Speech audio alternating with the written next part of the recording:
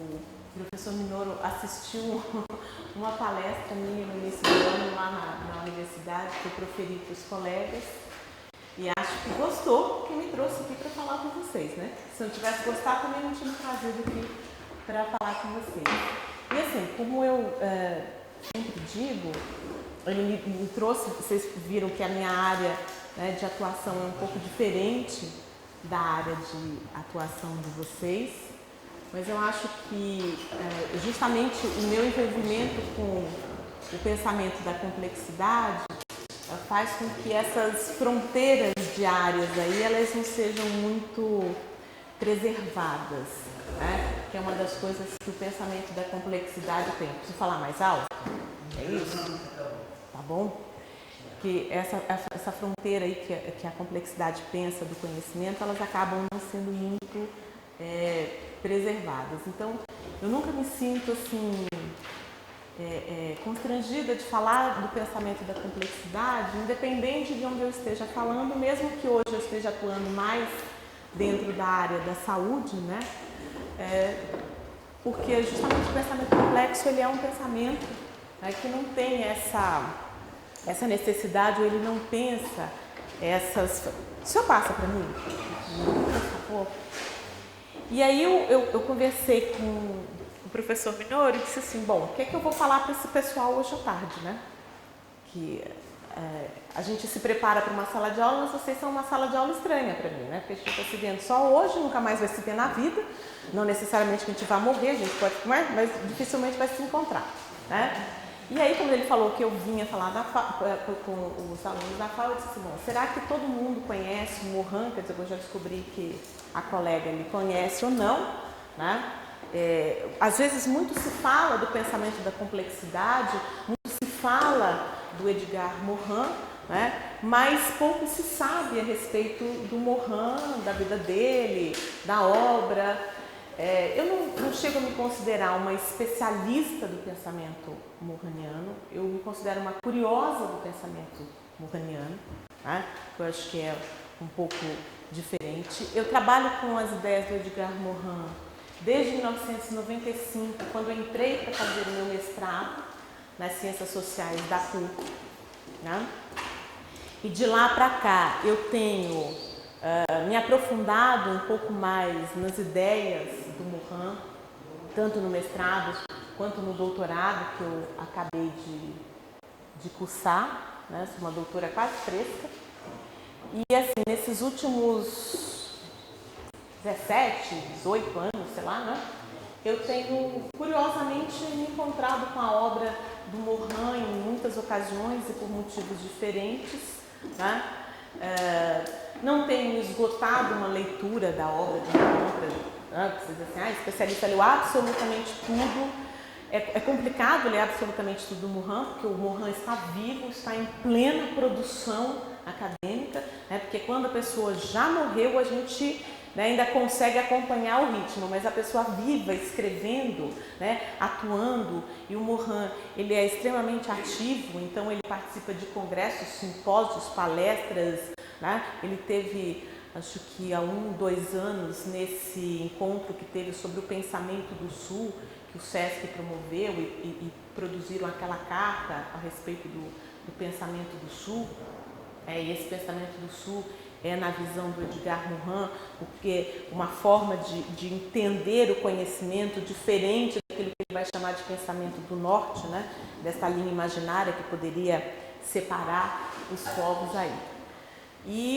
Então ele está vivo, ele está em plena produção, que é dificílimo da gente conseguir acompanhar, né? Porque tem sempre a última coisa ainda a ser lida, porque está tudo muito fresquinho. E aí eu trouxe, começando o nosso papo sobre o Morin, um pouquinho, inicialmente, da trajetória de vida dele, que eu não sei se todo mundo conhece, se tem alguma familiaridade com o Morin, né? Ele nasceu na França, tá vendo? Em 1921, filho de judeus, né? Ele precisou trocar o nome dele de Naum para Morin na época da Segunda Guerra por conta das perseguições.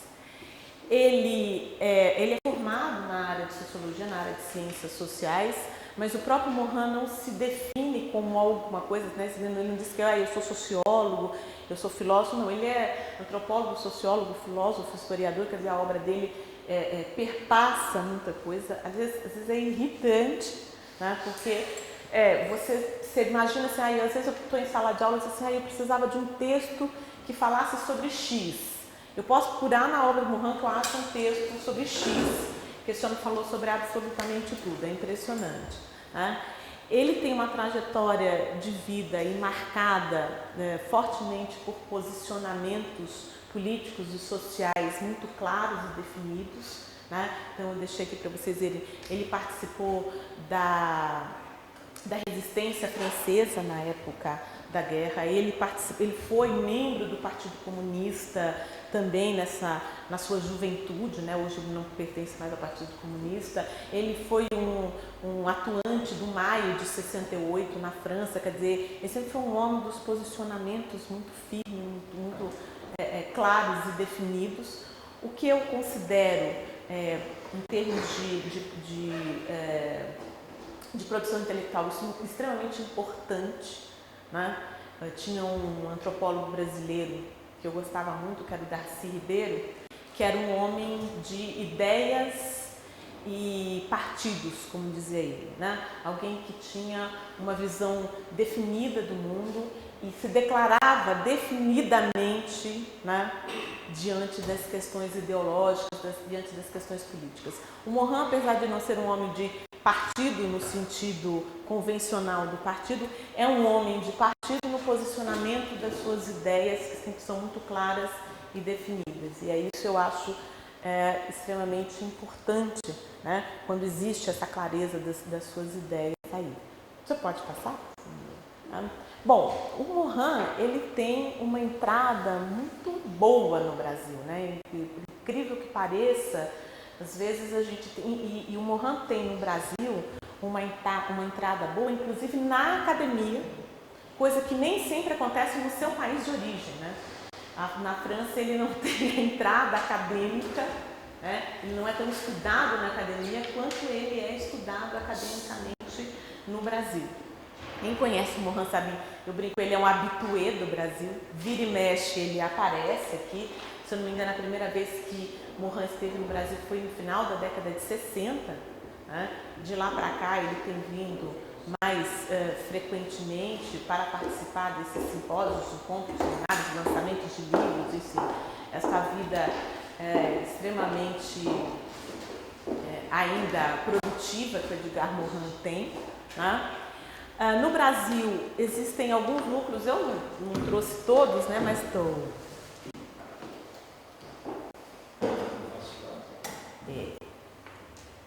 Não, tá botando a caixinha. Acho que é só minimizar, não?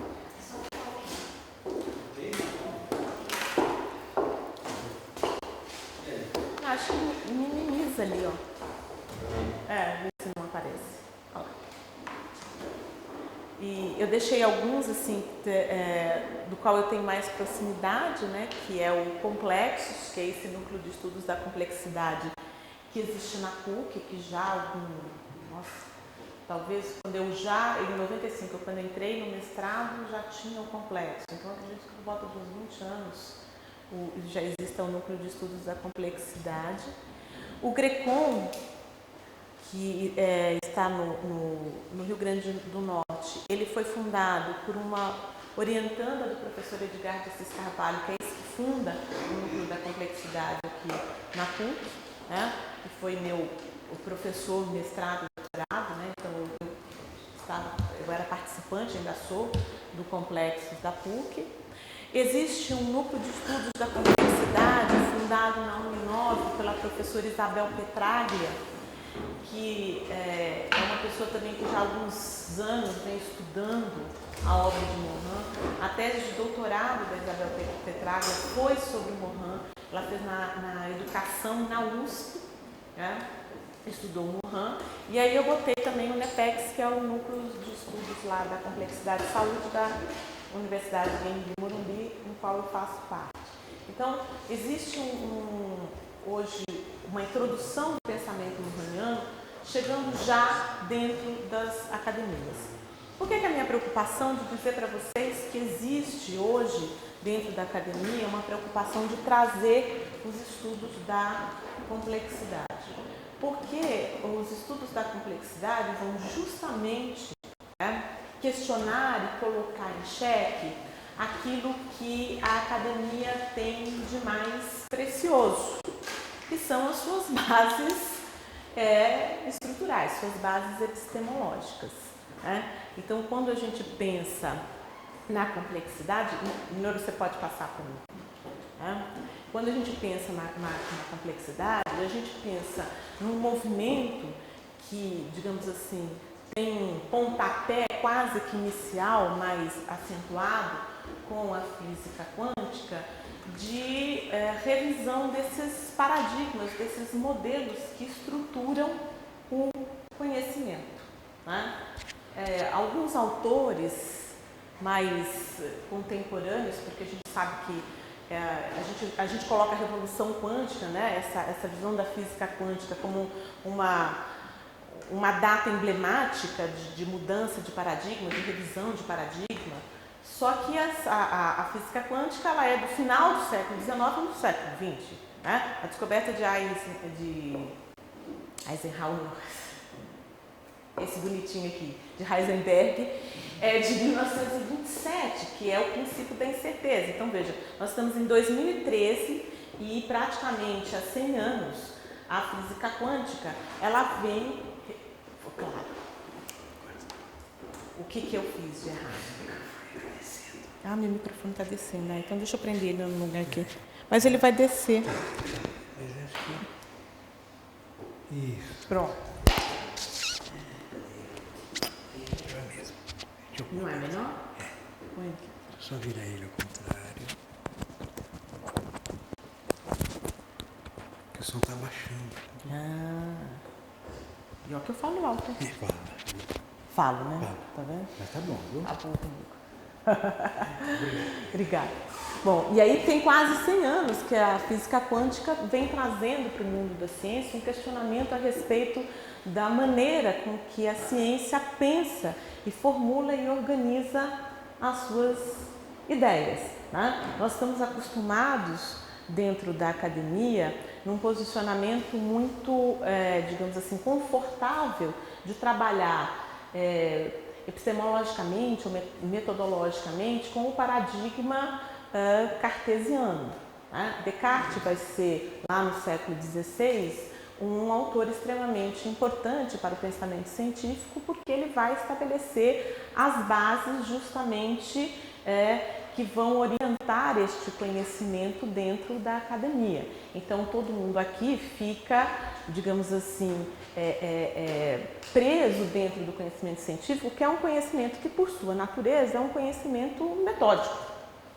É um método que vai diferenciar a ciência de qualquer outro tipo de conhecimento. E esse método que a ciência trabalha nos últimos anos é justamente esse método vinculado à noção que Descartes tinha de como proceder na organização metodológica. Mas com a revolução quântica, nós temos todo digamos assim, um florescimento de pensadores, de ideias, de correntes que vem repensando essas matrizes do conhecimento e pensando principalmente as matrizes do conhecimento acadêmico. Existe hoje, entre os intelectuais aí que pensam essa questão dos valores, dos paradigmas, uma corrente que se posiciona pensando que nós estamos atravessando esse final do século XX, início do século XXI, é um momento em que a gente atravessa uma crise generalizada de valores. Muitos autores falam isso. Não sei se vocês conhecem o Fritjof Capra, aquele do ponto de mutação.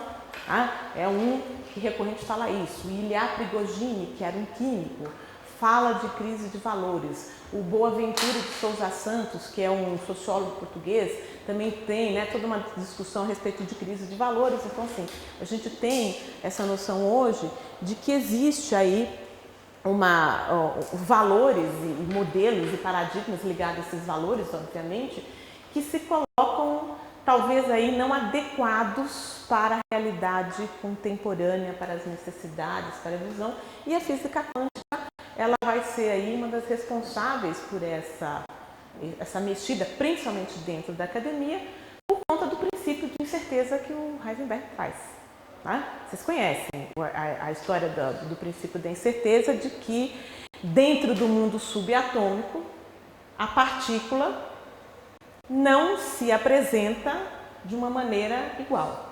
Dependendo do observador, ora ela é onda, né? Ora ela é partícula. Você não tem uma estabilidade como você tem na física mecânica, né? Que aliviava todo mundo, porque você vai estudar a física mecânica, você tem um ordenamento, mas é o princípio de indeterminação, né? E esse princípio de indeterminação que os físicos quânticos descobriram foi mexendo com esses, né, esse paradigma, esses modelos de pensamento aí, principalmente dentro do conhecimento. E aí eu deixo a ideia de conhecimento um pouco destacada aqui, porque uma das coisas que o Mohan vai fazer dentro da sua obra é justamente pensar a questão do conhecimento. Que eu acho que essa é, digamos assim, a maior dificuldade, o maior desafio que o Mohan tem dentro do seu pensamento, é que ele assume discutir aquilo que é pouco discutido, principalmente dentro da academia. A academia é um lugar de produção de conhecimento, mas a academia se atreve muito pouco a discutir o conhecimento. Ela está muito mais preocupada em produzir um conhecimento do que discutir até esse processo de produção, que tipo de conhecimento é esse que se produz dentro da academia. E na nossa sociedade atual, em que a ciência toma o lugar de status daquele modelo dominante de pensamento, né? Se a gente só volta aí na história do conhecimento, a gente vê que na Idade Média o modelo dominante era o modelo religioso, para nós ocidental, cristão católico. Né? Hoje o que domina a nossa forma de enxergar o mundo, de entender a realidade, é a ciência. Né?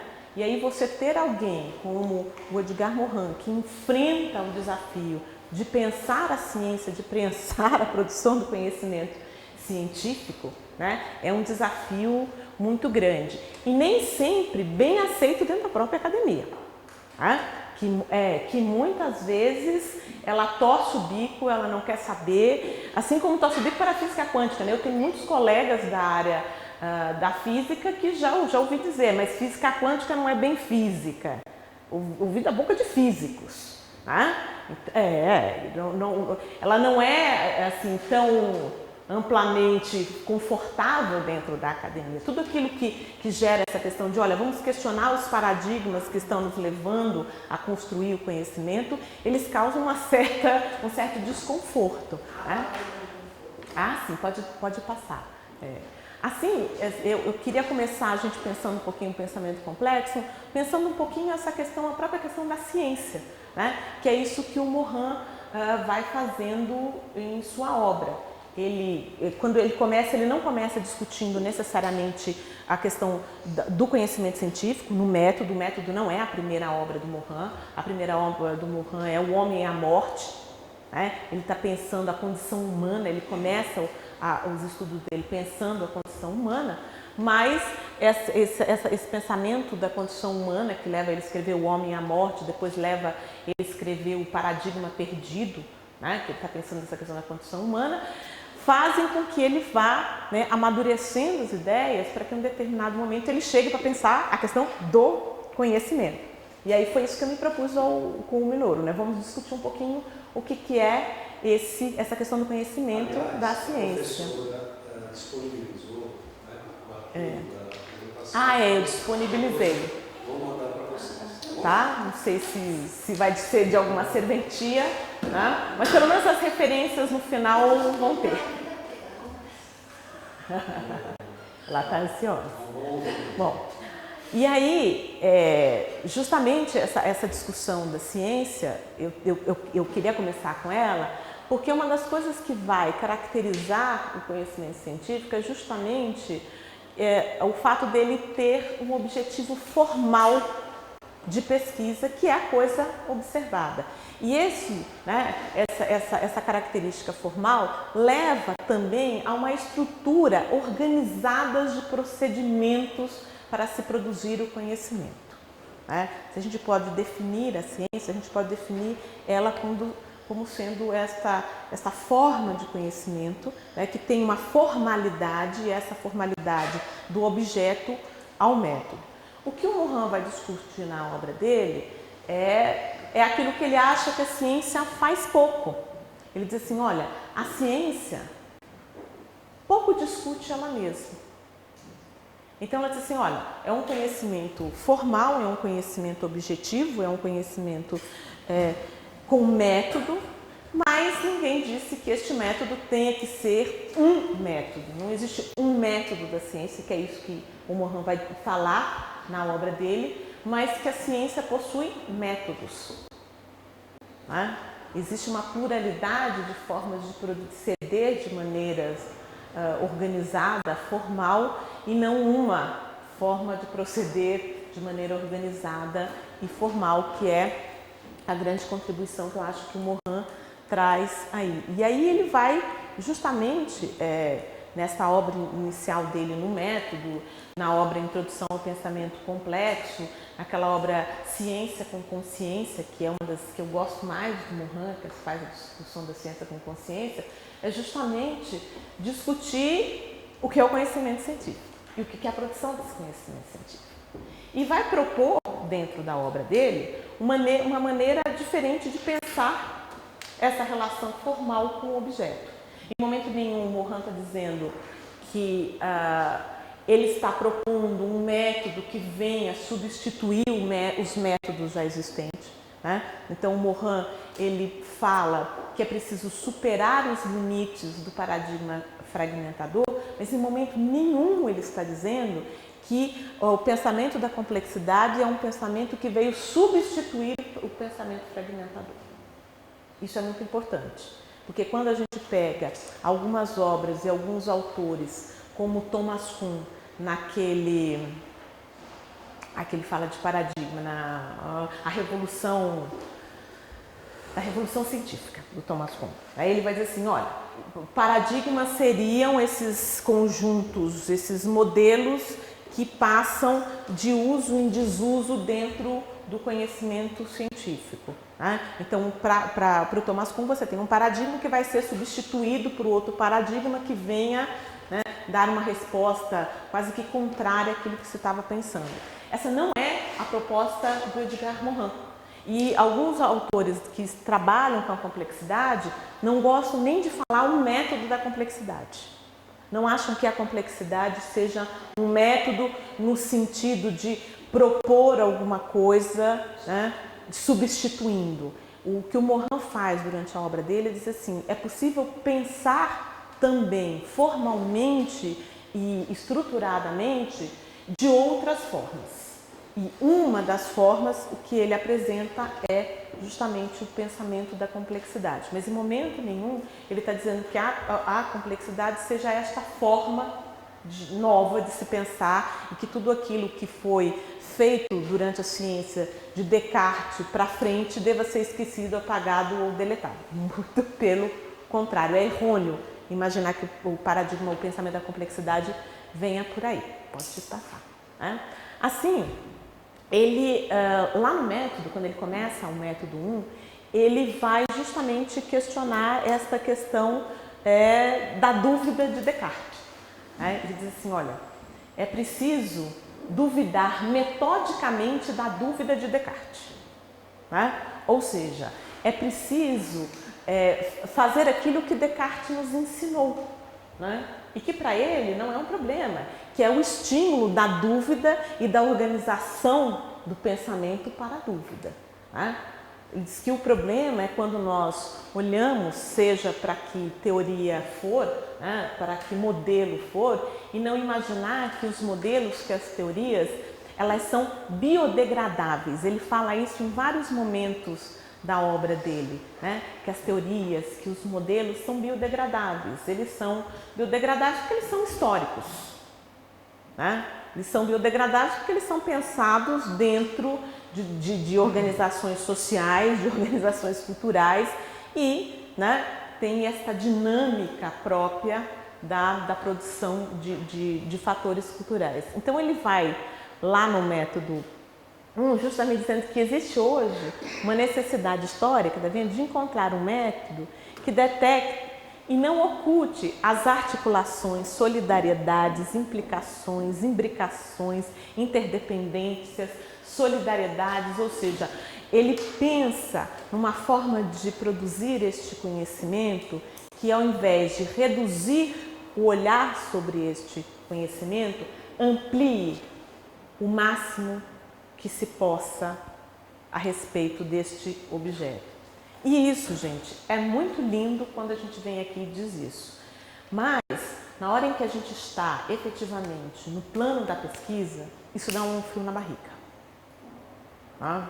Na hora que a gente imagina que para olhar um objeto e produzir um conhecimento com método, porque em momento nenhum o Mohan está dizendo que a ciência é um conhecimento sem método, você deva ampliar o máximo possível esse espectro na hora de você olhar, trabalhar e pesquisar sobre os objetos. Eu não sei, vocês são fases terminais de curso, né? Terminal no bom sentido, no sentido de alívio, quando a gente está terminando, no sentido de alívio, né? E a gente passa por esses, são os ritos de passagens da academia. TCCs, monografias, dissertações, teses e etc. Né? A academia diz que a gente só pode ganhar o carimbinho de título galgando as etapas acadêmicas. E toda etapa acadêmica que a gente vai galgar, né, que a gente vai passar, ela implica em você pegar determinado objeto e construir uma organização sobre ele. Tá? E é terrível, eu não sei como vocês estão, mas eu sou professora às vezes de metodologia, de trabalho de conclusão de curso, é um momento do desespero generalizado. Né? Vocês estão nessa fase não, que bom. Né? Vocês já passaram por essa situação, então tá, ela já passou. Está começando tudo de novo. E o mestrado dá um fio da barriga a mais, né? Porque aí as exigências, e a academia faz isso, né? Ela diz assim, olha, você na graduação tem essa exigência, na especialização essa, no mestrado essa, no doutorado essa. Vamos ver se você cumpre as exigências, as etapas. Então, existe uma cobrança formal da academia que a gente olhe para este objeto e que a gente dê uma resposta acadêmica para aquilo que a gente quer. E aí vem, né, o surtadinho do velhinho e diz assim, mas olha, quando a gente olha para o objeto, em vez da gente limitar aquilo que a gente deve olhar, como propunha Descartes, né? Descartes dizia assim, olha, pegue o objeto, divida ele em partes e comece o seu estudo pela menor parte. Porque estudando a parte, você é capaz de chegar no todo. Aí vem o outro e diz assim, olha, o bom de estudar o objeto não é fracionar a parte, é entender que ele tem múltiplas dimensões e ao estudar você contar todas essas balas. E aí, né, você cansou só de imaginar, porque se a gente quando vai fazer o trabalho da parte já dá um, né, é exaustivo, imagina o que é essa coisa de você tecer um olhar multidimensional para o objeto, em que todas as variáveis e etc. elas acabam, né, suas imbricações, implicações, solidariedades, articulações, dá uma sensação de que existe uma questão infinita aqui. Mas é isso que o Mohan fala. Diz, olha, ninguém esgota um objeto. O conhecimento não é esgotável. A análise de um objeto não é esgotável. Me lembro quando eu estava no doutorado, nós fizemos fazer um trabalho para seminário de pesquisa, que é justamente onde a gente discute o método, né, como a gente está organizando o nosso trabalho. E quem dava era o professor Edgar de Assis Carvalho, que é meu orientador, e ele juntou na sala, que eram todos, vinha fazer seminário de pesquisa, mas tinha gente que vinha da área de política, da área de sociologia, da área de antropologia, tinha gente da psicologia clínica, tinha gente, juntou todo mundo lá, tudo bem. Aí ele formou os grupos. Na cabeça dele, ele juntou um monte de gente que faria uma conexão, que não necessariamente é conexão na cabeça da gente. Bom, apresentem os temas de vocês. E a gente tinha um desafio, porque ele achou ligações, né, implicações de solidariedades entre os nossos trabalhos que nós talvez não tivéssemos enxergados. E o grande desafio era, justamente na hora de formar um grupo para apresentar os nossos trabalhos, entender aonde estavam essas ligações, essas solidariedades, essas implicações, em temas, às vezes, que pareciam tão distantes e desconectados, né? E quando a gente se propôs a fazer o exercício de achar as articulações, as solidariedades, porque ele tinha achado, ele tinha visto, a gente conseguiu achar algumas, talvez não as dele, né? Mas com certeza nós enxergamos solidariedades, implicações e articulações. E esse foi um exercício muito legal. Mas também teve um momento que a gente teve que aprender a se desapegar do objeto, porque uma coisa muito triste que acontece quando a gente faz pesquisa é que a gente fica dono do objeto. Então, é uma coisa de posse. Você fica tanto tempo, perde tanto tempo da sua vida se dedicando ao estudo de alguma coisa que você toma posse daquele negócio, né?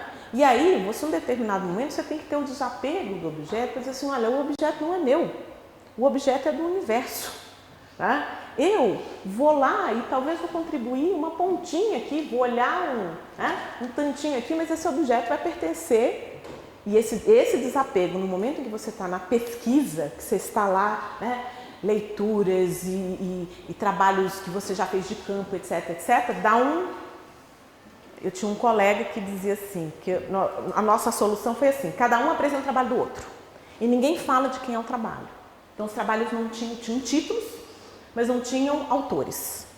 E eu tinha um colega que dizia assim, era o único que era da política. E se alguém perguntar alguma coisa do meu tema, quem responde, você ou eu? E fui eu que fui apresentar o trabalho dele. Eu digo, meu Deus do céu. Porque ele estava com essa coisa da posse que se alguém perguntar, quem é que responde? Porque imagina se eu falo uma bobagem do trabalho dele, né? Saiu morta do negócio. E aí, na hora da apresentação, eu fui a única que apresentei e falei assim, o autor deste trabalho, e alguém na plateia disse assim, por que você foi a única que a gente entendeu que o trabalho não era seu?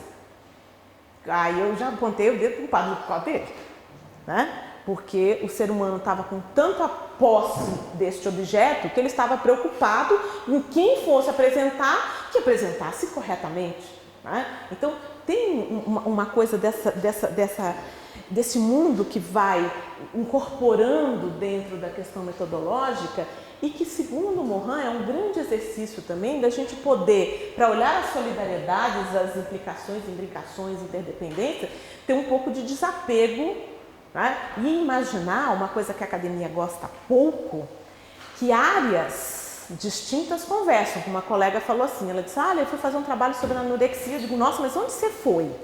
Aí ela disse assim, porque eu fui fazer o curso de professor Minoro. Eu digo, nossa, né? E ela fez uma ponte aí, né? Porque você sai de uma área que é da saúde, né? E vai para uma área da estética. E num determinado momento você diz assim, bom, mas como é que eu vou linkar, né? Quais são as interdependências e as implicações, etc., que este universo possa trazer, né? E tem, né?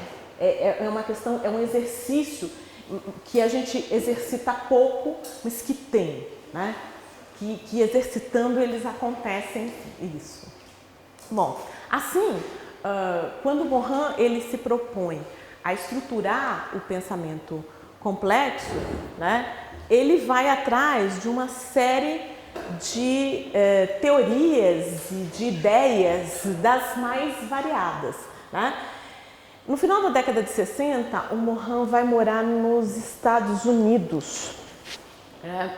Vai trabalhar, se não me engano, na Universidade da Califórnia. Se eu não me engano, já não me lembro mais para onde ele vai. E quando ele está nos Estados Unidos, ele toma contato com a teoria da informação, da cibernética, a teoria do sistema. Veja que ele vai da comunicação à física, né? Talvez a biologia com a teoria dos sistemas, a teoria da auto-organização, quer dizer, ele passeia muito por áreas que não são a área original dele, porque ele é um cientista social de formação, e tomando contato com esta gama de conhecimentos diferentes, ele começa então a justamente organizar a teoria da complexidade, trazendo para a teoria da complexidade este mundo de informação dos mais variados. A obra O Método do Morin é uma obra difícil da gente fazer uma leitura sistemática, né? Na PUC, o Núcleo da Complexidade fazia como seminários de pós-graduação apenas a leitura da obra, a leitura mesmo. Vinha para a sala de aula, todo mundo ia lendo o livro junto com uma professora para ir tentando, né, desvendar aos pouquinhos as ideias que estão dentro do livro. Porque quando você começa a ler, por exemplo, o Método 1, ele vai da termodinâmica à filosofia numa facilidade impressionante, né? Do qual eu confesso a vocês, não tenho eu essa capacidade de ir da termodinâmica à filosofia na leveza que o Morin faz na sua obra. É muito complicado, a gente tem uma formação, quer queira ou quer não, muito disciplinar, né? Nós somos muito quadradinhos no nosso quadrado. Sabe aquele negócio do quadrado, né? A do A, cada um do seu quadrado. E quanto mais no quadrado da gente, mais confortável é essa situação, né? De eu não arriscar falar uma bobagem a respeito do quadrado alheio. Então eu fico no meu quadradinho e aqui é minha zona de conforto. E justamente o que o Morin fez foi sair da sua zona de conforto, trabalhar com essa gama de coisas desconhecidas e trazê-las para dentro do pensamento da complexidade, né? Complexo significa literalmente o que é tecido em conjunto, é a ideia de tessitura, de tecimento, né? E você sabe, quando a gente tece, na mão principalmente, quando não é na máquina, por mais que a costureira seja habilidosa, os pontos não são perfeitos, né? Sempre um pontinho fica um pouco mais justo, o outro fica mais folgadinho, quer dizer, você tem as imperfeições desse processo de tessitura. E como o Morin, ele já vinha dialogando justamente com o princípio da indeterminação, ele disse assim, olha, as imperfeições, o erro, digamos assim, essa imprecisão, também fazem parte do processo de conhecimento. E fazem parte do processo de conhecimento acadêmico. Aí é que o frio na barriga acontece mesmo. Porque nós, na academia, somos estimulados para a precisão. Nós não somos estimulados na academia para a imprecisão. A academia estimula você a ser o especialista do especialista. O grande especialista é aquele fulano que entende muito de pouco. Você pega uma tampinha de garrafa e você vai entender muito dessa tampinha de garrafa. E o que o Morin está dizendo assim, olha, você pode até entender muito da tampinha da garrafa, mas ela vai ser sempre insuficiente num determinado momento. Até porque conhecimento trabalha justamente com essa questão da imprecisão, da indeterminação, da sua historicidade, né? O que hoje algumas áreas de conhecimento falam e colocam como verdade, talvez daqui 50 anos sejam grandes bobagens. Como a gente já olha às vezes para pensamentos, não é? Não sei como é que é dentro da arquitetura, se tem uma coisa dessa, de olhar a obra para trás e dizer assim, nossa, naquele tempo se imaginava ser possível isso. Né? Olha, como a gente, né? Hoje em dia ninguém mais usa isso, ninguém mais faz conta dessa questão, tem que ser assim mesmo, porque o conhecimento ele é transitório e essa ideia de transitorialidade é que Morin traz para a obra dele. Então, melhor do que ter um método é ter a certeza de que a gente não tem um método, que a gente possa abandonar um pouco essa questão aí do método. O método, no sentido que ele está falando aqui, dessas grandes teorias que nos conduzam para determinados caminhos, né? Porque o método é isso, o método é um caminho para proceder à produção do conhecimento. Né? E aí eu sempre lembro dos meus alunos em fase lá de construção de conhecimento, né, que a gente está, né? O professor sempre fala isso, né? Qual é o problema? A hipótese que gerou o seu problema. Né? Tem uns caminhozinhos que a gente E aí o Mohan disse assim, então tá bom, então esqueçamos os caminhos, né? E vamos imaginar que melhor do que ter um método é não ter um método.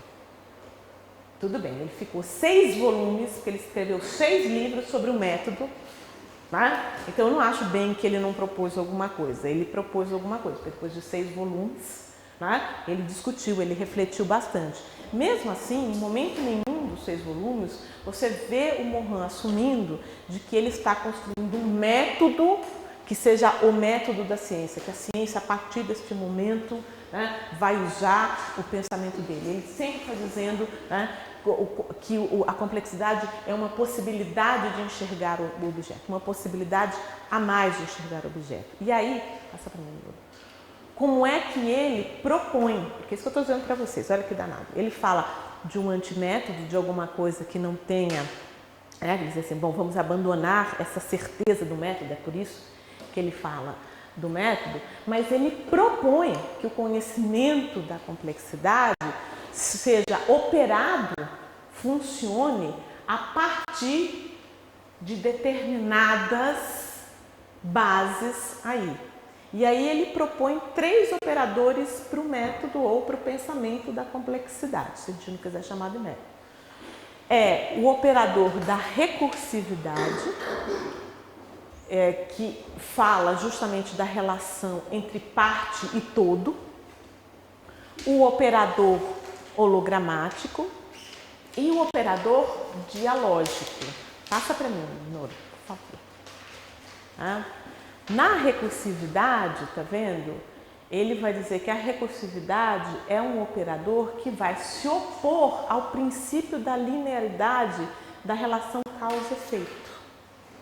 Nós temos a causalidade, ela é a matriz. Nós ocidentais aprendemos com os filósofos gregos da antiguidade, há 2.500 anos atrás, que o raciocínio ocidental opera estabelecendo nexos causais. Acho que eu estou na frente. Uma causa tem um efeito é gerador, ele se transforma numa causa, da outra causa tem um efeito e assim por diante. Nós operamos mentalmente, e isso, para os filósofos da antiguidade, é uma operação racional do pensamento, que era o que os filósofos da antiguidade distinguiam, por exemplo, do conhecimento mítico, que era um conhecimento não racional para eles. Então, estabelecer essa relação entre causa e efeito é como a gente opera o pensamento. E aí ele está dizendo, olha, mais do que uma causa A que gera efeito B, que vira a causa, que gera, que vira uma outra causa, que gera um outro efeito, etc., ele propõe que a relação entre causa e efeito ela seja entendida por simultaneidade. E isso é complicado, porque em alguns momentos isso pode ser facilmente entendido, em outros não. Mas isso não quer dizer que o Mohan está dizendo assim, olha, toda vez que você pensar um objeto, você tem que pensar necessariamente na simultaneidade da causa e do efeito. Mas talvez considerá-lo que isso seja uma possibilidade. Eu acho que sempre que o Mohan tem esse cuidado de imaginar, na hora que a gente está procedendo metodologicamente, é de que às vezes, quando você considera isso, você não considera isso daqui. E ele diz assim, olha, considere que existe uma simultaneidade, às vezes, entre a relação causa e efeito. E com isso, fala. Desculpa, essa simultaneidade de reciprocidade entre...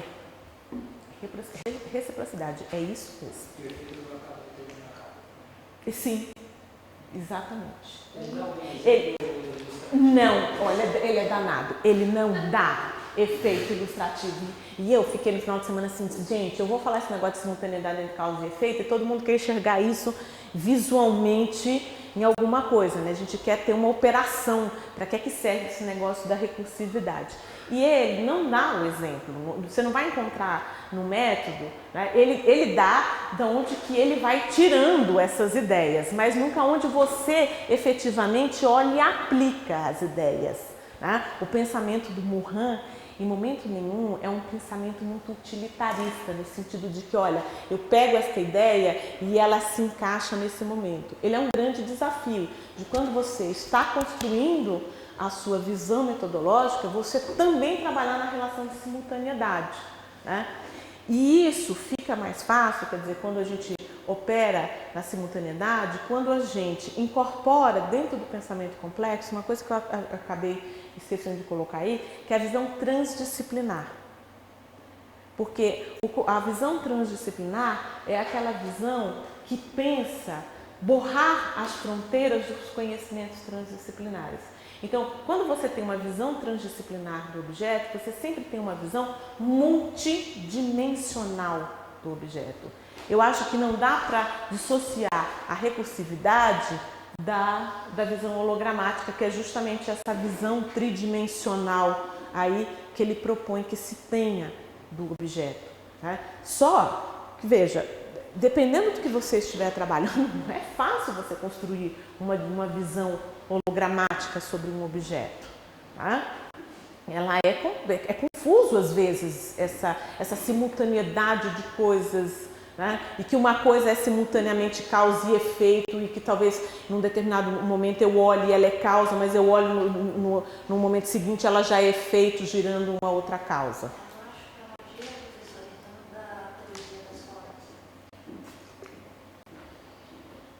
E que está muito bem. E quando a gente faz aplicar isso nos estudos da gente, efetivamente, quando a gente olha para um objeto, tudo muito gigante. Você não consegue e você vai derrapar muito fácil. Mas muito. Ele começa a inflar. É. E aí você tem que retornar o foco desse Sim, e todas as possibilidades são infinitas, né? E Você não tem. inflar novamente para recuar de uma forma mais assim, adaptável do que você já pesquisou. Oi. O pessoal que faz esse trabalho com o projeto, design, tem uma certa compreensão desse processo. Não dá para fazer um projeto linear? Sim. Se bem que a academia tem que ensinar Que dá para você trabalhar ali. na prática, quando vocês fazem o projeto. Você sabe, Minoro, que isso é uma coisa que o Morin fala sempre, né? Ele diz assim, olha, porque na realidade o conhecimento, quando você produz esse conhecimento, ele pouco segue as receitas e os formulários que existem a respeito dele mesmo.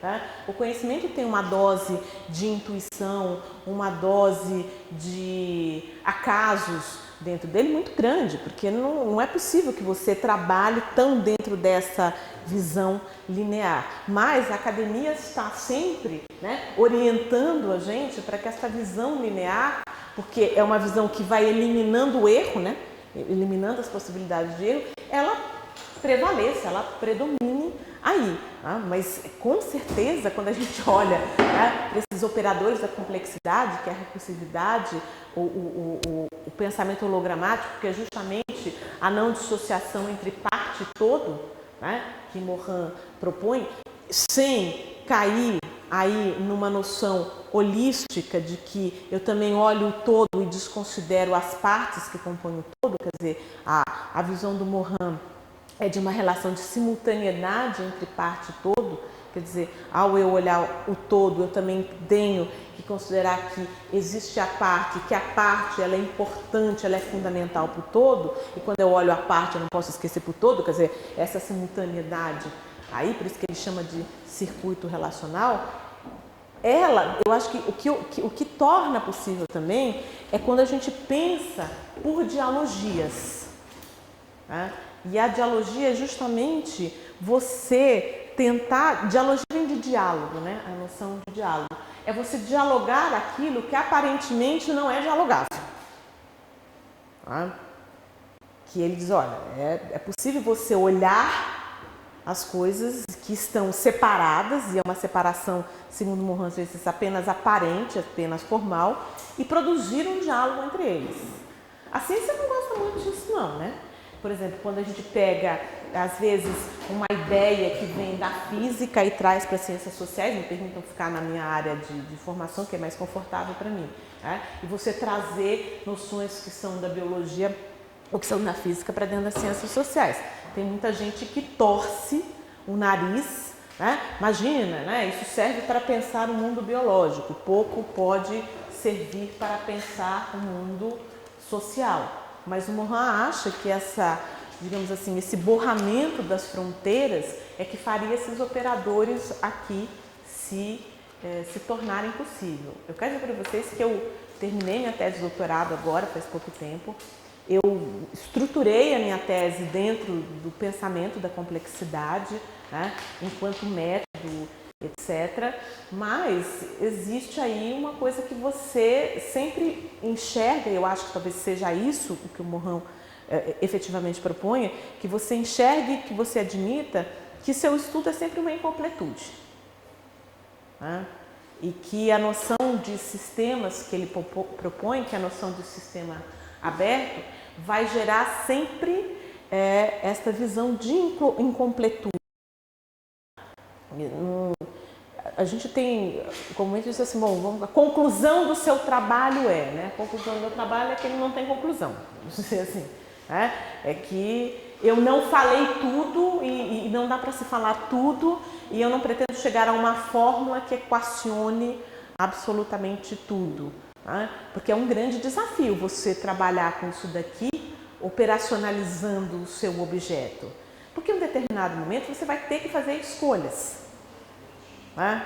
As escolhas são pertinentes ao trabalho. Você escolhe isso em detrimento daquilo. Você vai dizer, quer dizer, isto aqui parece ser mais importante nesse momento para analisar o meu objeto do que aquilo. Mas você poderia analisar também o seu objeto por aquele fator que você não considerou importante. E aquilo lhe levaria para uma outra análise. Né? É quase que, eu brinco na minha tese, que são labirintos borgianos que vão se intercruzando, etc. E dependendo da encruzilhada que você esteja, do caminho que você opte, você vai conduzir o trabalho para um lado.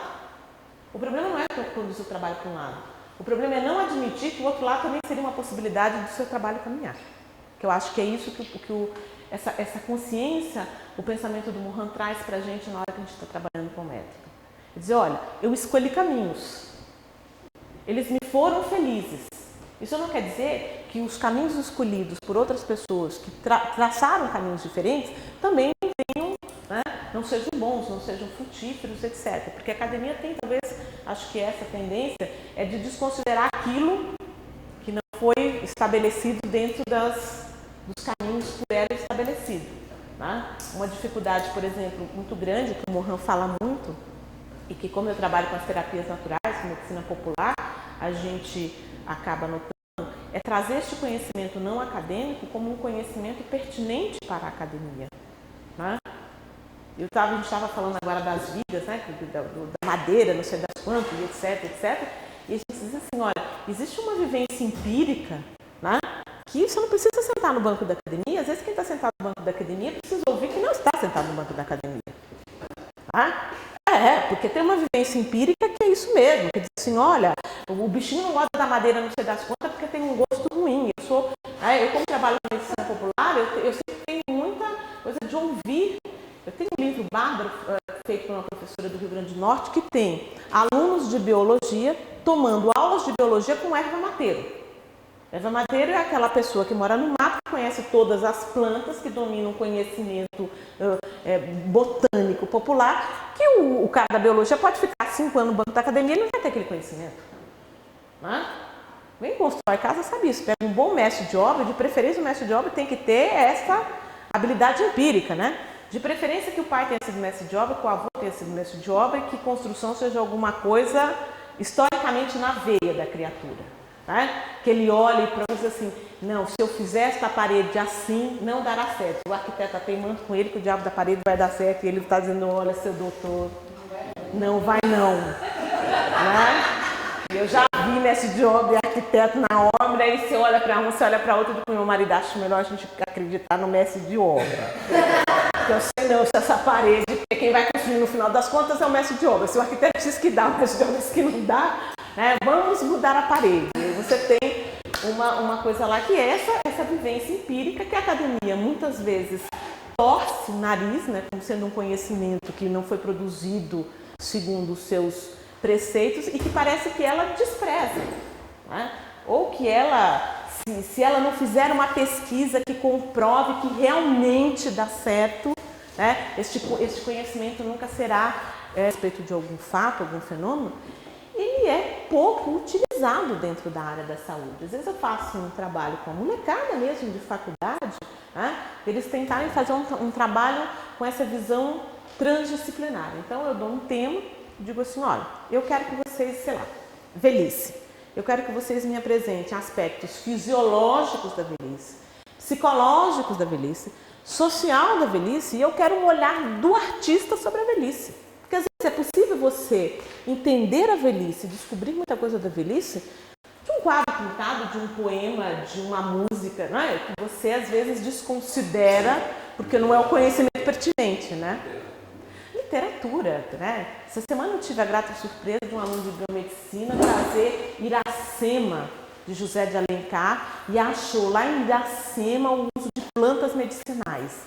Estava fazendo um trabalho de plantas medicinais para mim, eu digo, olha, né? É um mil que vai fazer essas associações de lembrar, né, do quanto às vezes a literatura lhe traz, né, este conhecimento, e para o Morin é um conhecimento pertinente.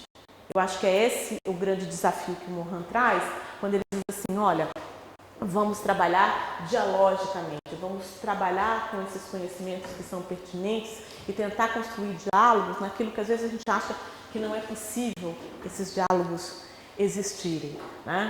Assim, a noção dessa relação entre parte e todo, como eu estava falando para vocês, é a noção de que o sistema, para Morin, é sempre um sistema aberto e não um sistema fechado. E aí, ele diz assim, ele brinca, essa ideia de reviravolta epistemológica é dele, né? Ele fala literalmente, ele diz assim, olha, quando a gente vem para dentro da academia propor uma nova visão de produção do conhecimento, né, até de método, e você propõe que os sistemas sejam entendidos de maneira aberta e não fechada, você está propondo uma reviravolta epistemológica, tá? Porque ele vai dizer, olha, toda a noção do sistema fechado, ela é classificacional, analítica e reducionista. Tá? Não tem jeito. Quando você, né, entende o todo como a soma das partes, que é isso que ele fala, você está sempre reduzindo as possibilidades. E aí ele propõe que o todo nunca deva ser pensado como a soma das partes, porque para o Morin o todo será, na visão aberta de sistema, né, mais ou menos que a soma das partes, nunca igual à soma das partes. Aí que é a coisa que a gente aprendeu desde que a gente era criancinha, quando a gente estava na aula de matemática, que o todo é igual à soma das partes, né? E quando a professora de matemática diz que 1 mais 1 pode ou não ser 2, a gente quer entrar em... Né? Imagina, tirar uma certeza num determinado momento. E o que ele propõe, né, justamente é que o conhecimento ele está muito mais no sistema aberto para ser espiralar do que para ser fechado, né? Do que para você realmente ter as certezas, e ele trabalha justamente com a noção de incerteza ou de fim das certezas. Pode passar. Assim, quando ele fala dos operadores, que seriam o operador da recursividade, o dialógico e o hologramático, e ele propõe, né, uma operação organizacional do conhecimento a partir de uma tetralogia, né? E ele diz assim, olha, a gente tem que entender que, diferente do que a gente aprendeu, de que a desordem, de que o caos, ele não é frutífero, que ele não é criativo, aprender a conviver com o caos, com a desordem, como parte integrante do processo criativo, do processo de construção, do processo de produção. Então, ele sempre propõe que o conhecimento, né, ele trabalhe organizacionalmente numa tetralogia de ordem, desordem, interações e reorganizações. Né? Então, ele sempre acha que é possível você ter, bom, como a gente vai pesquisar alguma coisa, que a gente vai produzir um projeto, a gente tem, se não tem uma certeza, a gente tem uma intuição que a coisa deva funcionar ou ir para um determinado, porque senão a gente não perde tempo fazendo isso, né? A gente só vai proceder uma investigação ou fazer qualquer coisa quando a gente tem alguma ideia de que aquilo funcione. Mas ele acha que incorporar esse processo da desordem e das interações como parte do processo produtivo. Né? E aí, quando a gente pensa nas desordens e nas interações, a gente pensa no erro, no fracasso, nas impossibilidades, que são muitas, né? Porque às vezes a gente se propõe uma coisa tão grandiosa, quando a gente vai, você descobre, né? Não dá para fazer tudo aquilo que a gente se propõe. Assim, ele vai sempre pensar essa operação do pensamento por essa relação de ordem, desordens, interações e reorganizações como parte normal para ele do processo de produção do conhecimento. Né? O conhecimento passa por essa fase da bagunça, por mais que a gente, quando vai fazer um trabalho na academia, a primeira coisa que a gente tem que ter é o projeto. O projeto era justamente para não virar uma bagunça na hora que a gente for começar a fazer alguma coisa, não é? Você diz assim, olha, se eu projetei, né, eu considerei essa variável, aquela variável, não sei, daí eu organizei, e aí o Mohan diz assim, quando você organizar o seu projeto, inclua nele a desordem e a interação.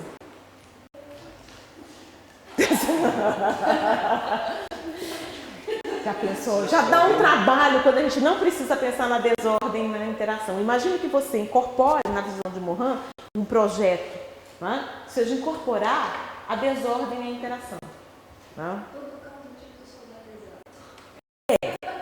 O que deixa a gente...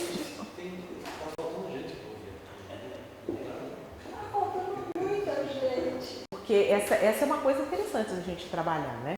Que, olha, você projeta, mas bota no seu projeto que a desordem faz parte deste processo, né?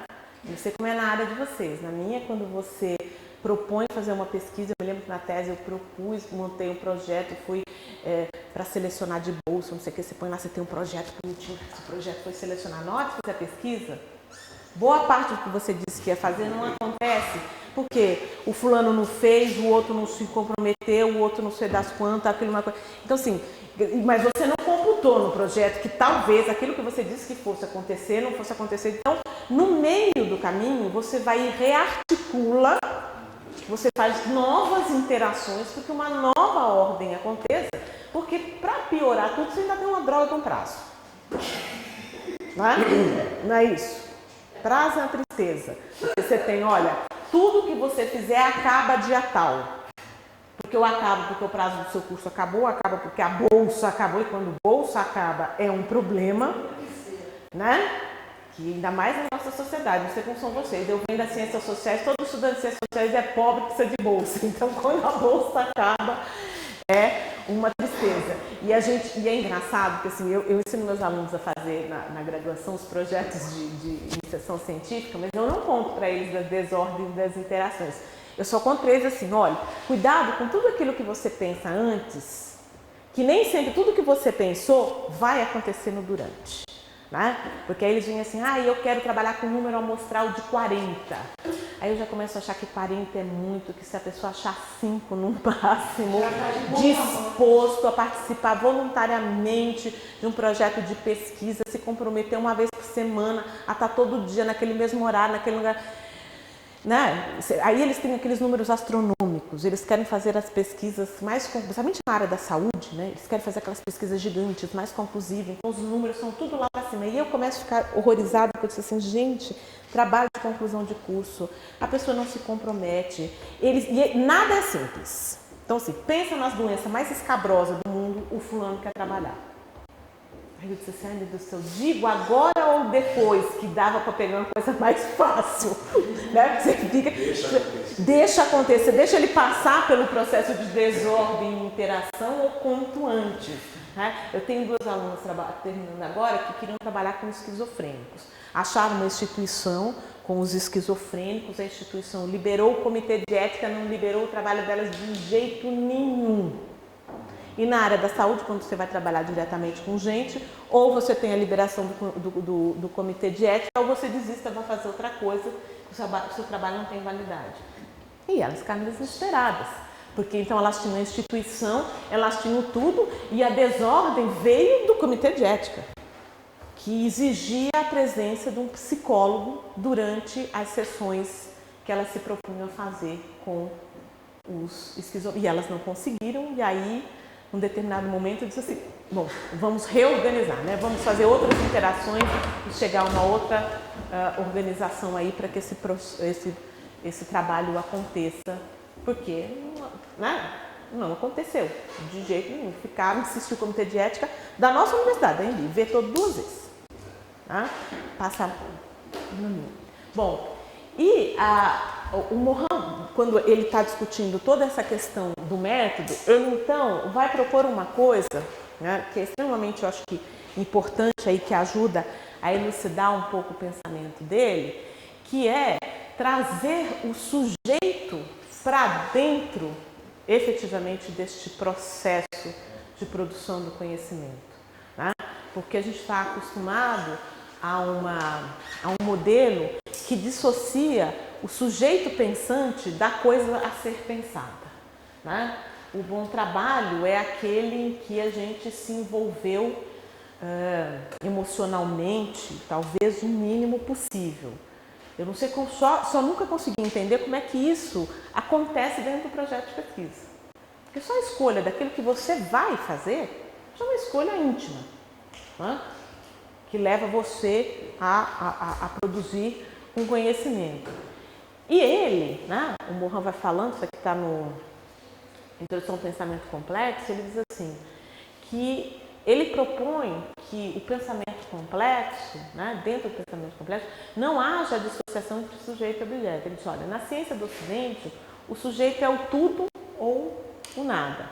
Nada existe sem ele, mas tudo o exclui.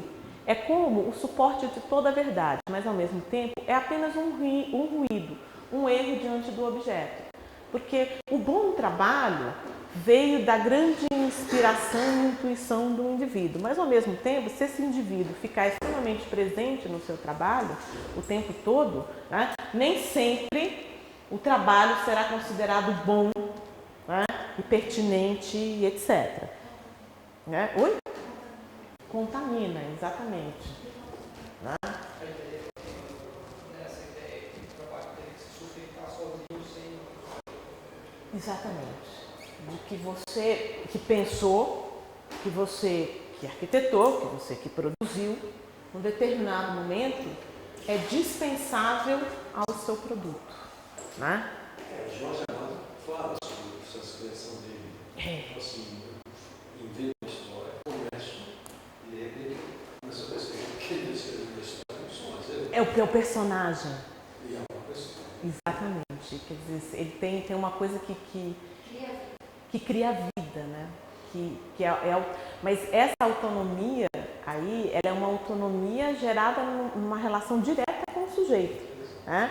Não tentando dissociar esse sujeito do processo de criação aí. As primeiras coisas que a gente aprende na academia é assim, não pode escrever em primeira pessoa. Todo mundo passou por isso. Olha lá, outra coisa, tá vendo? Ela já teve uma professora que assim, não pode escrever em primeira pessoa.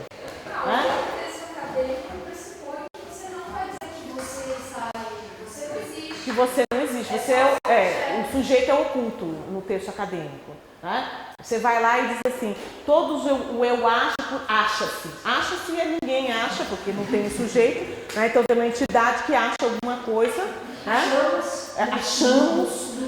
O plural, então, irrita um pouco mais do que o sujeito oculto, porque vira um coletivo. Né? Achamos a impressão de que eu acho também aquilo que a pessoa disse.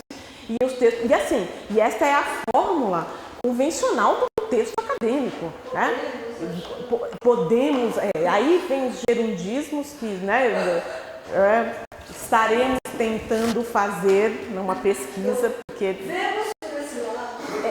e é complicado essa dissociação do sujeito. Ele faz, e não só na obra do método, ele tem um textinho pequenininho num outro livro, que ele fala muito dessa questão do sujeito, porque ele vai propor, então, um sujeito auto-organizador. Quer dizer, ele não só traz o sujeito para o processo produtivo, como ele dá ao sujeito, como ele atribui ao sujeito uma grande responsabilidade dentro do processo criativo. Né? Só fica Uma dúvida. ao mesmo tempo, todo um trabalho ser validado, cientificamente, tem que ser apoiando os estudantes. Você sabe que o Mohan não é professor de academia nenhuma, né? Ele não é um professor universitário. Ele é um livre pensador. Ele está na escola de altos estudos da França, etc., mas ele nunca chegou dentro da academia. Porque eu fico me perguntando se a academia teria paciência para o Mohan, se o Mohan teria paciência para a academia. Né? Porque, infelizmente, tudo que você faz na academia, e a gente aprendeu junto com dizer que o trabalho, a gente não pode dizer em primeira pessoa, o respiro que você der dentro do seu trabalho, diga de onde você tirou. E os alunos vão ficando desesperados. Somos os alunos de graduação, porque depois a gente acostuma com isso e internaliza e faz sem se queixar. Mas quando eles estão começando, eles brigam muito. Professora, mas eu não vou dizer nada meu no trabalho, eu digo, mas o trabalho já é seu. Né? Você calma, porque o dono do trabalho é você. Mas em um determinado momento ele quer articular o pensamento dele e essa articulação do pensamento só pode ser feita a partir dessas seguranças. Óbvio, a gente não tem, obviamente que a gente tem o que a gente pensa, o que a gente acaba formulando, é pelo acúmulo das leituras da gente. Né? Só que isso na academia acaba com rigor excessivo. Né? Tem uma coisa rigorosamente excessiva. O Edgar de Assis Carvalho, que é o meu orientador, quando a gente está na fase, às vezes, de produção de doutorado, de mestrado, ele às vezes deixa a gente fazer um texto mais solto, em que esse texto não tenha tantas amarras de referências e citações. Só que eu vou contar um negócio para você. Eita, texto difícil de fazer esse. Porque você vai fazer esse texto e você vai passar por uma banca. E a banca vai lhe cobrar justamente da onde é que você então tirou essa ideia mirabolante. Então, eu estava na banca de qualificação do meu doutorado e uma das professoras propôs que o último capítulo da minha tese fosse uma espécie de um manifesto, de uma carta. Tudo bem, nada me deu mais prazer do que escrever a carta final do meu trabalho. E nada foi mais difícil do que escrever essa carta. Porque eu tinha que ter todas as ideias bem organizadas na cabeça, apresentá-las para o leitor, porque então eu estaria fazendo uma carta, sem ficar citando. Não, gente, olha, eu confesso para vocês que assim, não, ainda bem que eu estava no último capítulo. E aí eu já tinha passado um ano escrevendo e a pena estava amaciada, porque a gente precisa treinar a mão, né? Quando a gente está escrevendo, o último capítulo é o que você escreve melhor. Pena que você não começa por ele, né? Você começa pelo primeiro, aquele que depois de 2 linhas que você leu, você diz assim, será que alguém vai entender isso que eu escrevi? Aí você tem bloqueio mental, você não escreve, né? Todas essas coisas que a gente passa. E aí eu sempre, foi o mais prazeroso, eu não tenho citação, é um texto livre, né? Então ele é prazeroso de ser construído, mas ele foi sempre temeroso. Tem muito mais difícil, é muito melhor você citar todo mundo, entendeu? Porque fulano disse, Beltrano disse, se você não concordou, não concorde com fulano, né? De preferência, quando a gente acha que fulano disse uma coisa assim muito séria, a gente cita literalmente, que é para a pessoa entender direito que não foi você que disse, que é fulano que está dizendo, né? Segundo fulano, abre aspas, né? Porque senão a pessoa vai dizer assim, olha, você leu mais ou menos o fulano e não entendeu bem o que o fulano disse. Aí você vai lá e diz, fulano disse mesmo, está aqui. E esse último foi aquele que me tirou o chão. Hoje, de passado, coisa, eu digo para vocês, puxa, foi prazeroso, mas foi o maior desafio, foi escrever esse capítulo, que ela disse que, ou faça em forma de carta, ou faça em forma de manifesto. Eu digo, né? Aí você não cita ninguém, você não... Ao mesmo tempo, tem que estar coerente com toda a discussão teórica que você apresentou antes no seu trabalho. Então, realmente, eu confesso para vocês que citar dentro da academia, principalmente hoje que você não vai passar por uma banca, que você está livre, né, para ser, né, título de doutor, você escreve, se a pessoa quiser publicar, publica, não quiser, não publica nunca mais. Mas quando você está passando por uma banca, que você sabe que o outro está ali para arguir aquilo que você fez, a gente só escreve trabalho para os outros. E se a gente vai passar por uma banca, a gente escreve trabalho para a banca. Eu ficava pensando assim, se a banca me perguntar isso, eu respondo isso. Aí você já vai escrevendo, pensando no que a banca vai dizer quando lê o seu trabalho. A coisa mais feliz do mundo foi quando uma pessoa da banca perguntou aquilo que eu passei 2 anos me preparando para se alguém perguntasse. Aí perguntaram, aí eu abri um sorriso. Porque eu tinha 2 anos que eu estava assim, que se alguém me perguntar isso, eu vou responder isso. Eu tinha a resposta na ponta da língua, entendeu? E alguém perguntou, eu digo, sabia que alguém ia, né, perguntar isso. Eu estava feliz da vida, porque você escreve pensando que alguém vai olhar para o seu trabalho e vai dizer assim, por que é que você não fez isso? E aí eu passei 2 anos, eu não fiz isso por causa disso. Eu tinha a resposta ali na ponta da língua, tá? Para você poder ter, porque é isso que o Mohan fala, ele diz, olha, esse sujeito, ele tem que ser autor do seu processo, não só do processo acadêmico, do conhecimento, mas do processo de vida, né? Porque o Mohan vai fazendo umas discussões que ele amplia nessa questão do sujeito, quando ele pensa, inclusive, as questões sociais planetárias, de meio ambiente, etc. Então, ele dá uma amplitude maior para esse sujeito autor do seu processo aí, né? Literalmente autor do seu processo de vida. Até porque ele foi um homem, como eu falei para vocês no início, que sempre assumiu as suas ideias, né? As ideias sempre foi muito coerente. Ele tinha as ideias e lutava e brigava por elas e assumia as suas ideias publicamente. Coisa que na academia nem sempre acontece. Eu não sei nada de vocês. Na minha de ciências sociais é um bando de gente, às vezes, que fala uma coisa em sala de aula, da porta para fora, entendeu? É outro ser humano. Então, assim, são seres humanos de ideias, que as ideias e a vida não são uma coisa que se liga, né? São às vezes cindidas. Tá? Bom, e aí, o Minoru falou que se eu puder trabalhar um pouquinho essa questão do pensamento da complexidade e pensar um pouco a questão da educação, das universidades. Então, assim, já pensando finalmente aí para a minha palestra, eu comecei a pensar, trazer um pouquinho das discussões a respeito da crítica que o Mohan vai fazer então a esse pensamento fragmentador, do qual ele pensa de maneira um pouco divergente. Em momento nenhum ele diz que superar o pensamento fragmentador é eliminar o pensamento fragmentador, mas trabalhar naquilo, nas lacunas que esse pensamento fragmentador não consegue preencher, né? E aí ele faz uma crítica a esse pensamento fragmentador, porque, segundo ele, separa os objetos do seu contexto, as disciplinas uma das outras, né? O Minoru me convidou, eu digo, gente, mas será que você falava o povo de arquitetura e da FAO? Né? Eu estou todos os anos longe desse povo, eu digo, nossa, o que será que eu tenho para dizer? Aí eu fiquei pensando assim, bom, o Mohan sempre diz que a gente tem alguma coisa para dizer para alguém, né? Então, espero que eu esteja ajudando aí de alguma forma, né? Que eu possa dizer, mas a gente sempre está tão distante, né? Essas disciplinas ficam tão isoladas, os departamentos, então, departamento universidade não conversa, né? Não dialoga de jeito nenhum. Eu me lembro de uma briga, acho que eu contei a primeira vez que a gente foi na palestra. Na minha universidade, eu sou formada na Universidade Federal de Sergipe. Eu sou formada em Aracaju. E lá, antes de criar o curso de Ciências Sociais e o curso de Psicologia, tinha o departamento de Ciências Sociais e Psicologia.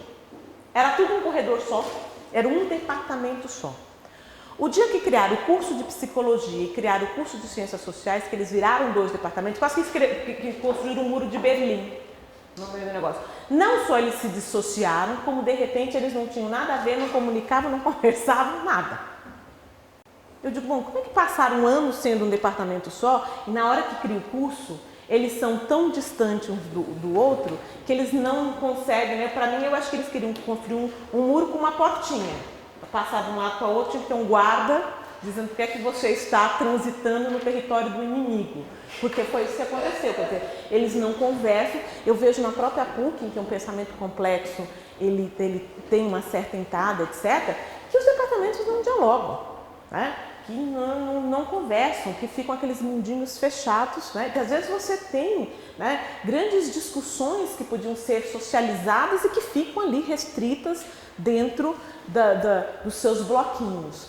Uma outra crítica que ele faz é que o pensamento fragmentador reduz o complexo ao simples, que Descartes diz, né? Pega a menor parte e começa lá pela parte menorzinha. Elimina justamente a desordem e o erro, que é o que ele traz para dentro do conhecimento, e ele diz que o pensamento fragmentador, ele isola, né? não comunica porque as disciplinas não comunica porque os conhecimentos, o conhecimento que não é acadêmico não comunica com o conhecimento acadêmico e assim por diante. Isso no meu trabalho de apresentação, lá comigo, que hoje em dia você não tem mais você tem um celular que faz parte do seu braço e você não conversa mais, você fala. Porque você manda, você fala, você não sabe se você está lendo, está no banheiro, está no TV, Não. Você sabe o que está acontecendo. Exatamente. Mas você fala, e depois você desliga, e você não se comunica. E conversar e sentar com o outro e falar com o outro. E olhar no olho, né?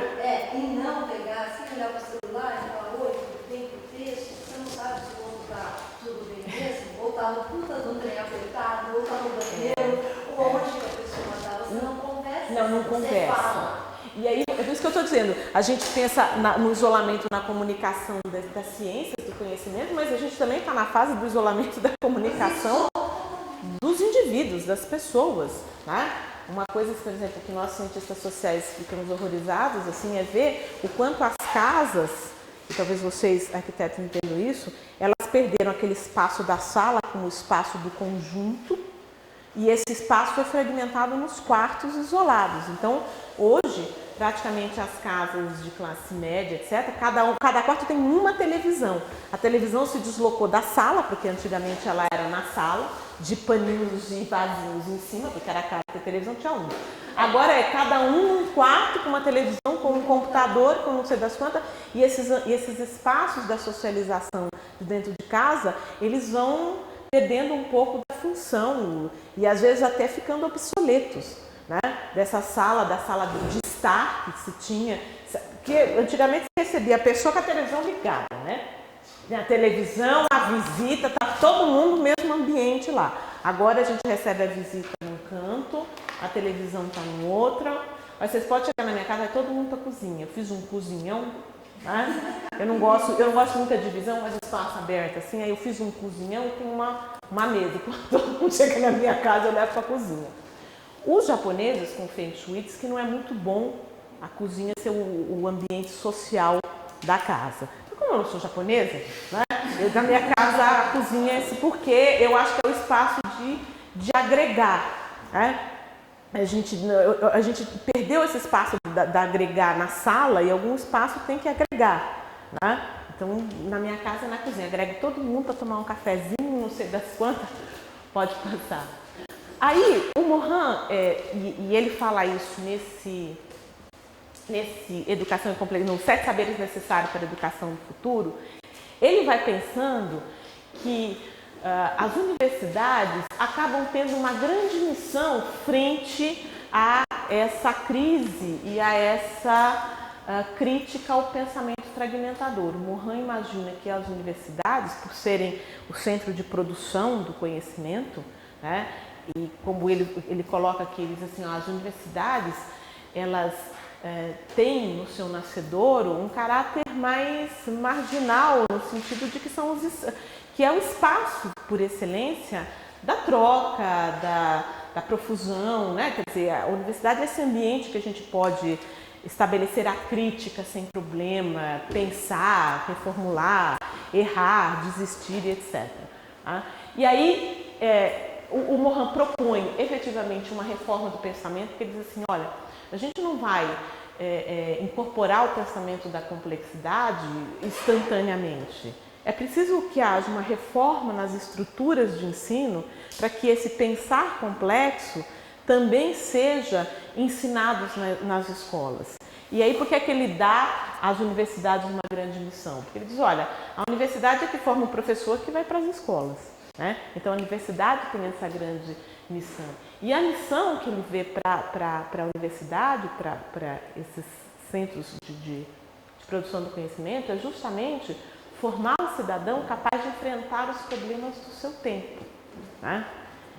E eu sempre me pergunto se a gente, quando está na universidade, está fazendo isso, né? Se a gente está formando este cidadão capaz de enfrentar os problemas, enfrentar mesmo os problemas do seu tempo, né? Porque às vezes, e é uma crítica que o Mohan faz, as universidades vão adquirindo caráter muito tecnicistas, né? Então hoje o ensino superior ele vem se transformando gradualmente em um grande ensino técnico, né? Você pode ver as estruturas de grades curriculares ultimamente, elas vão sendo enxugadas porque você quer formar para o mercado, né? Já dá um frio na barriga da gente quando a gente diz assim, meu Deus, o que é um ser humano formado para o mercado?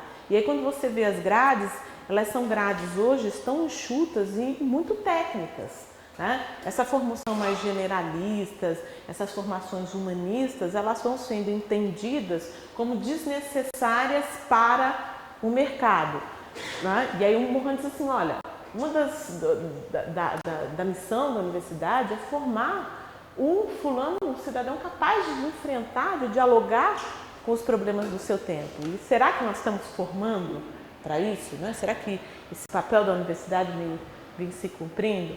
Outra é a reorganização do saber para um pensar complexo. Então, o que ele diz, olha, é preciso educar os educadores, é preciso ensinar quem ensina a como enxergar o mundo por esse prisma da complexidade. Tá? Não é fácil, não é simples. Não é fácil, não é simples no sentido de que a gente não foi formado para ele. E de repente a gente se desconstruir sozinho para se reconstruir é um processo lento. Eu tiro, né, por uma experiência pessoal. Eu fui formada como todo mundo dentro de uma visão disciplinar na minha universidade. Eu nunca ouvi falar de Mohan dentro da minha grade de conteúdo, nada disso. Quando eu cheguei no mestrado, eu me deparei com o pensamento da complexidade e eu fui sozinha, né, tentando desconstruir o que eu tinha aprendido para tentar reconstruir um novo olhar, né, dentro das dificuldades, etc., de fazer um percurso solitário, no sentido que você encontra um orientador na universidade, etc., mas você não tem aquela formação para um pensar complexo. E a terceira questão, ele fala que é trazer as consequências existenciais éticas e cívicas, porque em todo momento na obra do Mohan, e o último livro do método, né, chama-se Ética, ele faz uma discussão só sobre ética, o Mohan não tira de dentro da discussão da produção do conhecimento esse caráter ético imprescindível para a vida. Eu acho isso extremamente importante, principalmente quando a gente traz a discussão para dentro da academia, né? Porque existe uma responsabilidade na hora de produzir o conhecimento, não só de produzir, mas como se produz esse conhecimento muito grande, né? Nós estávamos brincando aqui no início que existe hoje uma medicina da indústria, né? Eu digo a medicina da indústria farmacêutica, porque boa parte hoje do conhecimento médico, das novas pesquisas, etc., está diretamente vinculada à indústria farmacêutica, que hoje inventa o produto e depois descobre a doença. Aconteceu no caso da Ritalina, que dá hoje para as crianças com déficit de atenção, etc. Achou o produto, depois achou a síndrome que podia caber, né, naquele produto. Então a gente tem, é uma questão ética, né? Quer dizer, como é que se inventa, exatamente.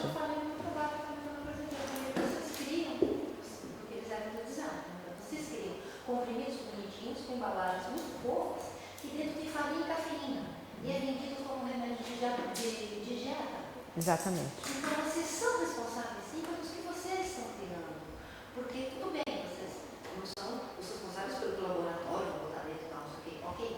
Mas se informem. Aonde que isso vai parar?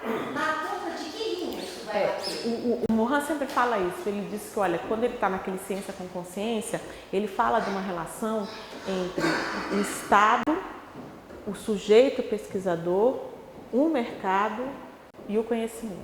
Ele diz, olha, é uma coisa que está interligada. Então, esse pesquisador, ele não pode ser o alienado que não sabe para onde a sua pesquisa está indo, né? Ele não pode tomar um susto, mas eu inventei um laser para fins pacíficos. Bom, entre inventar o laser, produzir e vender, etc., né, existe um fosso aí muito grande, né? E também a maneira com que você chega a este conhecimento, que você passa este conhecimento. Às vezes eu fico dando aula de filosofia e fico me lembrando de Sócrates e a briga do Sócrates com os sofistas, né?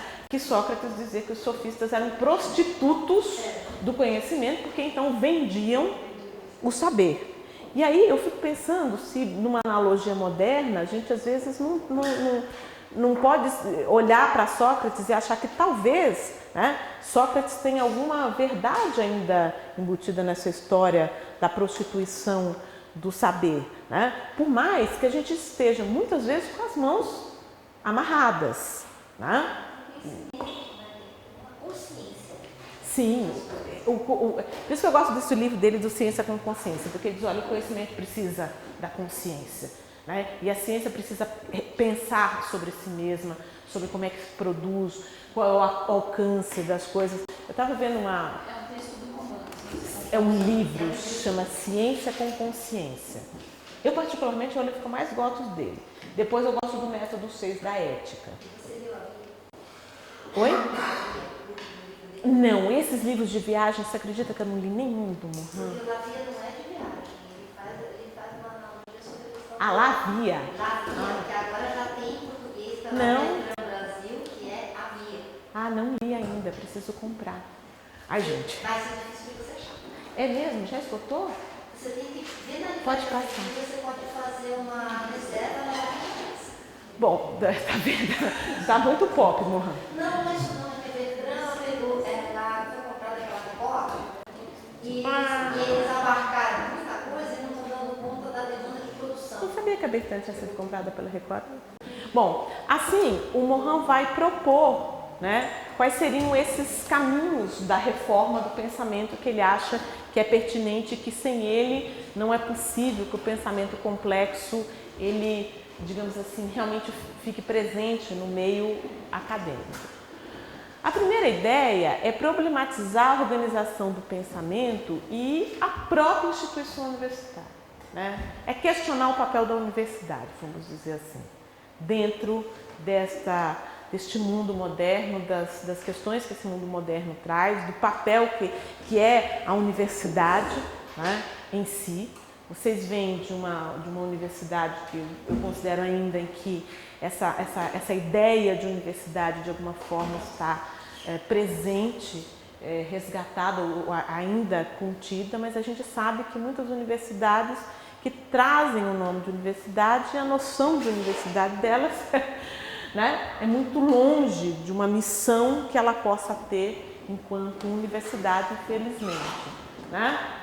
Ele diz que essa reforma do pensamento, ela já existe com as ciências multidimensionais e ele fala muito da ecologia como um exemplo dessa ciência multidimensional, né, que trabalha uma operação do conhecimento de maneira diferente. Ele acha que é necessário que essa reforma do ensino comece na base.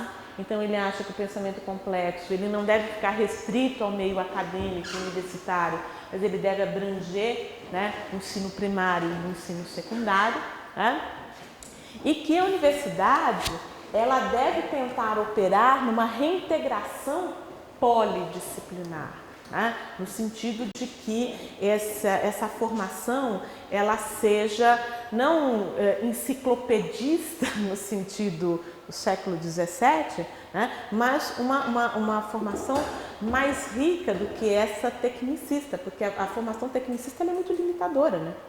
Você fica muito especialista na tampinha e acaba não tendo essa capacidade de dialogar com os outros. E aí ele propõe, né, na cadeira dele, o tal do dízimo transdisciplinar, que seria, né, o 10º do ensino consagrado a problemas transdisciplinares, né? E eu tive uma colega que trabalhou na França, e na França o Mohan fez uma série de seminários a respeito desse pensamento da complexidade e a tentativa de implantar esse currículo voltado para o pensamento da complexidade no ensino primário. Nunca aconteceu de fato, foi um fracasso, mas os seminários que aconteceram, as discussões, renderam um livro grossinho assim, que chama A Religação dos Saberes. Você tem Isso.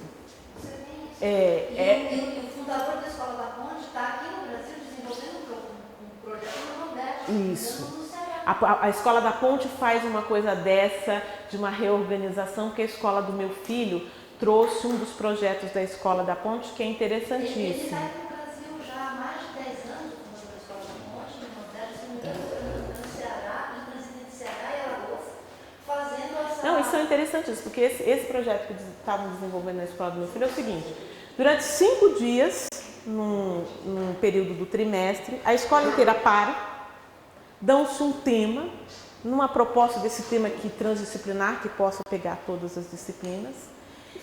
Todas as salas estão do 3º ano do ensino médio ao 6º ano para. Formam-se grupos mistos, com crianças do 6º, do 9º, do 8º, do 3º, todas para pesquisar esse tema que, de certa forma, tem a ver com todas as disciplinas durante 5 dias. E ao final desses dias, esses grupos vão apresentar o que eles acabaram produzindo, que é extremamente interessante. Quer dizer, você diz assim, olha, vamos parar um pouco de ver matemática isoladamente, geografia, etc, etc, e vamos ver a capacidade que vocês têm de transitar pelo conhecimento sem que ele tenha que estar organizado de forma disciplinar. E o que é mais legal é você ver um moleque do 6º ano de 10 anos com a mocinha de 17 no mesmo grupo. Olha, tá vendo? Esse ele não te contou, tá vendo? Né? Porque isso é interessantíssimo. Você poder transitar, né? Você poder parar e dizer assim, olha, vamos parar aqui, vamos imaginar que não só português e matemática é importante, né? Mas outras coisas também são importantes. E aí, só para encerrar, né? Eu falo muito, mas já estou encerrando. Eu trouxe uma das ideias do Morin, que está aqui na 7 Saberes Necessários para a Educação, que ele diz, olha, a universidade precisa superar-se para encontrar a si própria. Desse modo, inscrever-se-á mais profundamente em sua missão transsecular, assumindo o passado cultural e adiantando-se para o novo milênio, com o intuito de civilizá-lo. Eu gosto muito dessa passagem do Morin, justamente porque ele vai trazer essa noção de que a universidade, assim como conhecimento, precisa se superar, né? Precisa pensar a si mesmo, precisa criticar e precisa repensar suas estruturas, seus valores, como é que ela está. Ela não está acima do bem e do mal, e ela precisa se colocar como esse objeto criticável que ela é, né? E as pessoas que fazem a universidade, porque a universidade, apesar de ser uma instituição, né, ela é muito reflexo das pessoas que constroem, que fazem a universidade. E às vezes a gente vê pouco também uma disposição das pessoas que estão nos cargos de direção, né, com essa predisposição que o Morin imagina se ter, né? Porque eu assisto muita rádio USP, né? E tem um programa que o reitor fala todo dia com o Milton Parron, né? O Milton Parron, que é o jornalista lá da Rádio USP. E aí eu estava escutando o programa, que nesse dia eu gosto do Milton Parron, escutando o reitor e o Milton Parron. Ele disse assim, mas o programa é só para o reitor fazer propaganda dele mesmo. Eu nunca vi tanta propaganda do reitor da USP quanto aquele negócio daquela rádio. E aí eu disse assim, e quando ele traz um convidado, em momento nenhum é para criar uma polêmica, é só para ressaltar alguma coisa. Eu disse, olha, esse programa está muito bom, né? É o programa do reitor e os seus amigos. Gente, muito obrigada por vocês terem me ouvido, viu? Essa tarde chuvosa e fria.